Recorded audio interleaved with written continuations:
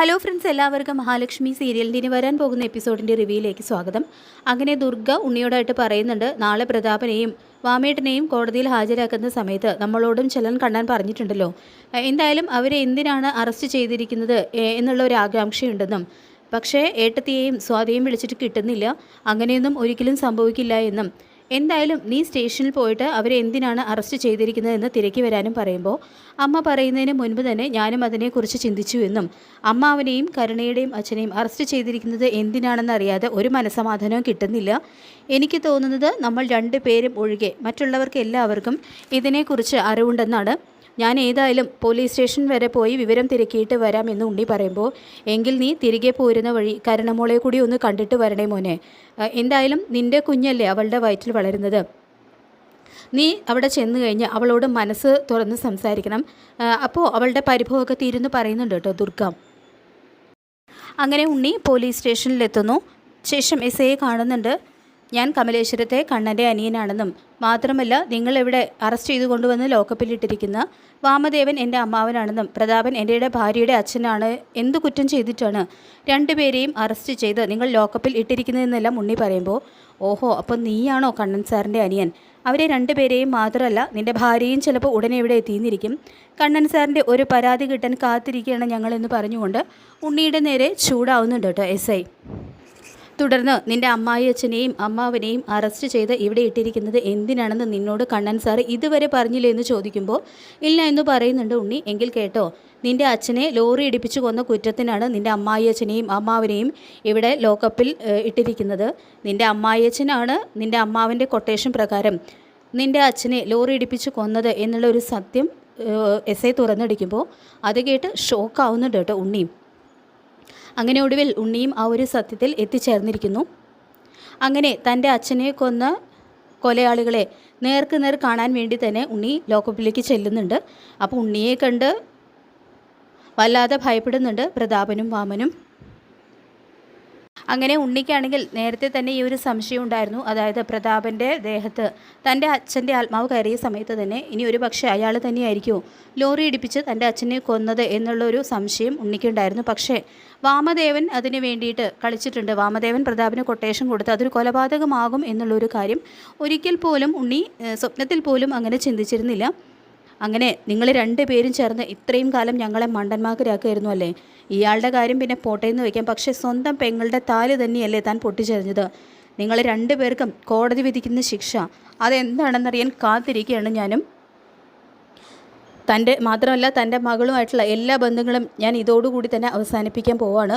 കുറച്ചൊന്നും അല്ലായിരുന്നു അവൾക്ക് അഹങ്കാരം, ഇനി അവൾ എൻ്റെ ജീവിതത്തിൽ ഉണ്ടാവില്ല എന്നും ഉണ്ണി മുഖത്തടിച്ചതുപോലെ പറയുന്നുണ്ട്. അങ്ങനെ ഒടുവിൽ പ്രതാപനും വാമനും സംശയിച്ചതുപോലെ തന്നെ സംഭവിക്കുന്നു.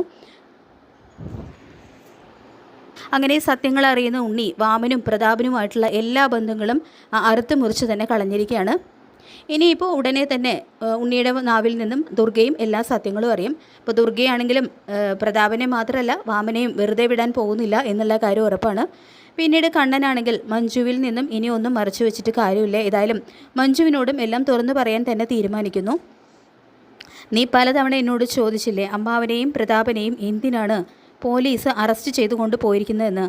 അത് പറയുന്നതിന് മുൻപ് നമ്മുടെ അച്ഛൻ്റേത് വെറും ഒരു അപകടമരണമല്ല മഞ്ജു. വർഷങ്ങൾക്ക് മുൻപ് നമ്മുടെ അച്ഛനെ ലോറി ഇടിപ്പിച്ചു കൊന്നതും എന്നെ വീൽ ചെയറിൽ തളർത്തിയിട്ടതും മറ്റാരുമല്ല, കരുണയുടെ അച്ഛനാണ് ആ കൊലയാളി. പ്രതാപന് സമനില തെറ്റിയ സമയത്താണ് അയാൾ ഈ ഒരു കാര്യമാണ് അയാളെ വിളിച്ചു കൂവിക്കൊണ്ട് നടന്നത്. അന്ന് മഹാലക്ഷ്മിയുടെ 7ാം മാസത്തെ ചടങ്ങ് ദിവസം അയാൾ അവിടെ നമ്മുടെ തറവാട്ടിൽ വന്നത് നിനക്ക് ഓർമ്മയില്ലേ? അന്ന് സത്യം പറയാതിരിക്കാൻ വേണ്ടി അമ്മാവനും അനന്തും ഒക്കെ ശ്രമിച്ചു. അതിൽ നിന്ന് തന്നെ എന്താണ് അയാൾക്ക് എന്നോട് പറയാനുള്ളത് എന്നുള്ളത് ഒരു ആകാംക്ഷ എനിക്കുണ്ടായിരുന്നു. അങ്ങനെയാണ് ഞാൻ മഹിയോടൊപ്പം അയാളുടെ വീട്ടിലേക്ക് പോയത്. അവിടെ വെച്ച് അയാൾ ആ സത്യം എന്നോട് തുറന്നു പറഞ്ഞു. അത് കേട്ടപ്പോൾ തന്നെ അയാളെ കൊല്ലാനുള്ള ദേഷ്യം ഉണ്ടായിരുന്നു എനിക്ക്. മാത്രമല്ല മഹിക്കും ഇതിനെക്കുറിച്ച് അറിവുണ്ടായിരുന്നു. അന്ന് 5 വയസ്സുകാരിയായിരുന്ന മഹി അയാളോടൊപ്പം ആ ലോറിയിലുണ്ടായിരുന്നു. അത് കല്യാണം കഴിഞ്ഞിട്ട് ഒരു വർഷം കഴിഞ്ഞിട്ടും അയാൾ എന്നോടത് തുറന്നു പറഞ്ഞില്ല. അതുകൊണ്ട് മാത്രമാണ് ഞാൻ അയാളുമായിട്ട് അന്ന് പിണക്കത്തിലായത്. പിന്നെ അയാൾ എൻ്റെ മുൻപിൽ എല്ലാം തുറന്നു പറഞ്ഞു മാപ്പ് ചോദിച്ചിട്ടും അയാളോട് ക്ഷമിക്കാൻ ഞാൻ തയ്യാറായില്ല. ആ ഒരു സമയത്താണ് അയാൾക്ക് പ്രഷർ താങ്ങാൻ കഴിയാതെ അയാൾ ഹോസ്പിറ്റലായതെന്നും പിന്നെ എനിക്ക് അയാളോട് പൊറുക്കാതിരിക്കാൻ കഴിഞ്ഞില്ല. ഉണ്ണി അറിഞ്ഞു കഴിഞ്ഞാൽ കരുണയുടെ ജീവിതം തകരും എന്ന് കരുതിയിട്ട് മാത്രമാണ് പ്രതാപൻ ഏറ്റവും കൂടുതൽ സ്നേഹിക്കുന്ന അയാളുടെ മകളിലൂടെ അയാൾക്ക് ശിക്ഷ കൊടുക്കണമെന്ന് ഞാനും മഹിയും തീരുമാനിച്ചത്. അങ്ങനെ കരുണയെ പാഠം പിടിപ്പിച്ച് ഒരു മര്യാദക്കാരിയാക്കാൻ വേണ്ടിയിട്ടാണ് അയാളെ കൊണ്ട് മഹി അടിമപ്പണി മുഴുവൻ ചെയ്യിപ്പിച്ചത്. ഇല്ലെങ്കിൽ പ്രതാപനെ ജയിലിലടയ്ക്കുമെന്ന് അവളെ ഭീഷണിപ്പെടുത്തി. ഒടുവിൽ കരുണ അവളുടെ തനിനിറം പുറത്തെടുത്തു. മഹിയെ അവൾ സ്റ്റെയർ കേസിൽ നിന്നും തള്ളി താഴെയിട്ടു. അങ്ങനെ മഹിയെ കാണാൻ വേണ്ടിയിട്ട് മഹിയുടെ അമ്മ ഹോസ്പിറ്റലിൽ വന്ന സമയത്താണ് മറ്റൊരു കാര്യം മഹിയുടെ അമ്മ എന്നോട് പറഞ്ഞത്. വാമൻ ഒരു കൊലയാളിയാണെന്ന് പ്രതാപൻ സമനില തെറ്റിയ സമയത്ത് വിളിച്ചു പറഞ്ഞിരുന്നു എന്ന്. തുടർന്ന് ഞാൻ അയാളെ ചികിത്സിച്ചിരുന്ന ഡോക്ടർ ശർമ്മയെ കാണാൻ പോയി എന്നും ഡോക്ടർ ചില ഞെട്ടിക്കൽ സത്യങ്ങൾ എന്നോട് പറഞ്ഞു. പ്രതാപൻ അർത്ഥബോധാവസ്ഥയിൽ പറഞ്ഞ സത്യങ്ങൾ. അതിൽ പ്രതാപനാണ് കൊട്ടേഷൻ കൊടുത്ത് അയാൾക്ക് നമ്മുടെ അച്ഛനെ കൊല്ലാൻ വേണ്ടിയിട്ട് അയാൾക്ക് കൊട്ടേഷൻ കൊടുത്തതെന്നും എന്നുള്ള കാര്യങ്ങളെല്ലാം മുഴുവൻ ഒന്നൊന്നായിട്ട് മഞ്ജുവിൻ്റെ മുന്നിൽ തുറന്നു പറയുന്നുണ്ട് കേട്ടോ കണ്ണൻ.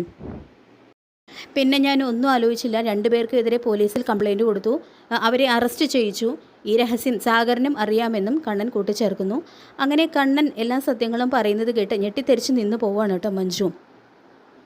നമ്മുടെ അച്ഛനെ കൊന്ന് അവരെ വെറുതെ വിടരുത് കണ്ണേട്ടോ, ഒരു കാരണവശാലും അവരെ പുറം ലോകം കാണരുതെന്ന് മഞ്ജു പറയുമ്പോൾ, ഇല്ല മോളെ, അവർക്കിനി ഒരിക്കലും ജയിൽ മോചനം ഉണ്ടാകില്ല. നമ്മുടെ അച്ഛൻ തന്നെയാണ് ഈ കേസ് നമ്മുടെ മുന്നിൽ എത്തിച്ചത്. ഇല്ലെങ്കിൽ ആരും ഒന്നും അറിയാമായിരുന്നില്ല എന്ന് പറയുന്നുണ്ട് കേട്ടോ കണ്ണൻ. അന്ന് പ്രതാപൻ്റെ ദേഹത്ത് നമ്മുടെ അച്ഛൻ്റെ ആത്മാവ് കയറിയപ്പോൾ തന്നെ എനിക്ക് ചില സംശയങ്ങൾ തോന്നിയിരുന്നു കേട്ടോ. ഏതായാലും എനിക്ക് അവളെ ഒന്ന് കാണണം, ആ കരുണയെ എന്നും ദേഷ്യത്തോടു കൂടി മഞ്ജു പറയുന്നുണ്ട്.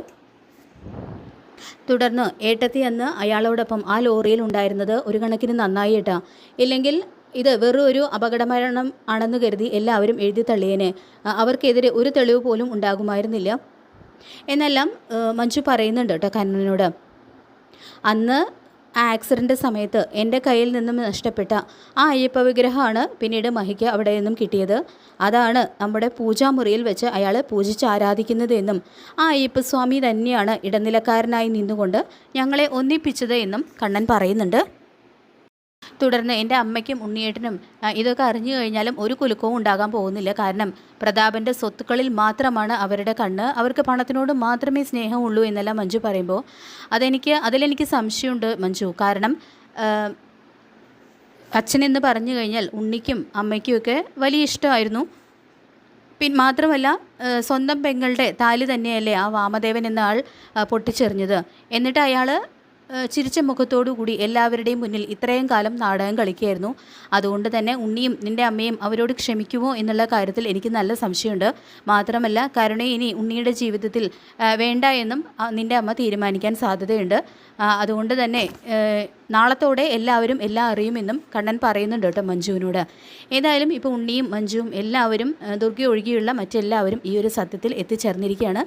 ഇനിയിപ്പോൾ ഉണ്ണിയുടെ നാവിൽ നിന്ന് തന്നെ ദുർഗയും ഉടനെ തന്നെ സത്യങ്ങൾ അറിയും. അപ്പോൾ ദുർഗയുടെ പ്രതികരണം എന്തായിരിക്കും എന്നുള്ള കാര്യം നമുക്ക് കാത്തിരുന്ന് കാണാം. അപ്പോൾ ഈ ഒരു റിവ്യൂ നിങ്ങൾക്ക് ഇഷ്ടപ്പെട്ടെങ്കിൽ ലൈക്ക് ചെയ്യുക, ചാനൽ കൂടി ഒന്ന് സബ്സ്ക്രൈബ് ചെയ്ത് സപ്പോർട്ട് ചെയ്യുക. താങ്ക്